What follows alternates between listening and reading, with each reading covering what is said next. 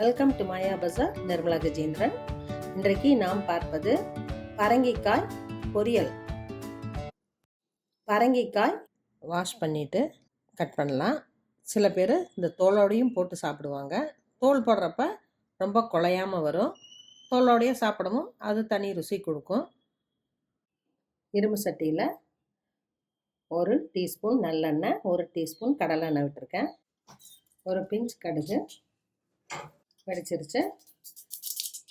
1/2 teaspoon கடலைப்பருப்பு, 1/2 teaspoon உளுந்தம்பருப்பு, ஒரு பிஞ்ச் சீரகம், கருவேப்பிலை, 2 பல்லு பூண்டு, ஒரு பச்சை மிளகாய், ஒரு வரமிளகாயில் விதையை எடுத்துட்டு ஒரு மிளகாய், சின்ன வெங்காயம் 7, ஒரு நிமிடம் ஃப்ரை ஆகட்டும்.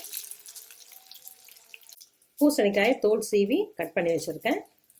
முழு காயவே கழுவிக்கணும். எதையுமே கட் பண்ணிட்டு கழுவக்கூடாது. இது போல் பச்சை இருக்கணும். அப்போ தான் நம்ம குழையாமல் இருக்கணும். நம்ம இதில் லேசாக சீவினா மேல் தோல் மட்டும் வந்துடும். காயும் இப்படி பச்சை இருக்கிற மாதிரி வாங்கணும். அப்போ தான் ருசி கொடுக்கும். இதை ஒரு நிமிஷம் ஃப்ரை பண்ணுவோம். மஞ்சள் தூள் ஒரு பிஞ்ச், சாம்பார் தூள் 1/4 டீஸ்பூன், தண்ணி கொஞ்சமாக தான் ஊற்றணும், குழஞ்சிடும். 1/4 டம்ளர் ஊற்றுறேன். மற்ற பொரியலை போல் இல்லை பூசணிக்காய். கொஞ்சம் கேர்ஃபுல்லாக பண்ணினா தான் நமக்கு குழையாமையும் டேஸ்ட்டாக சமைக்க முடியும்.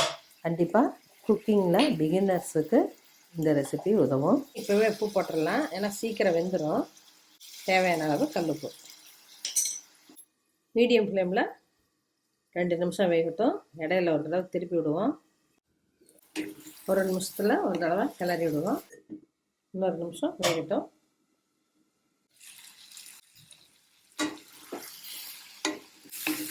தண்ணி ஊற்றிடுச்சு. குழையாமையும் இருக்குது. நல்லா வெந்துருச்சு. இனிப்பு சுவை வேண்டான்னு நினைக்கிறவங்க இப்போ தேங்காய் போட்டுடலாம். காயிலையும் இனிப்பு சுவை இருக்கும். இருந்தாலும் 1 டீஸ்பூன் நம்ம வெல்லமோ நாட்டு சர்க்கரையோ போடலாம். வெல்லம் 2 டீஸ்பூன் போடுறோம். நாட்டு சர்க்கரையை விட வெல்லம் நல்லா டேஸ்ட்டு கொடுக்கும். ரெண்டுமே இல்லாட்டி வெள்ளை சர்க்கரையும் போட்டுக்கலாம்.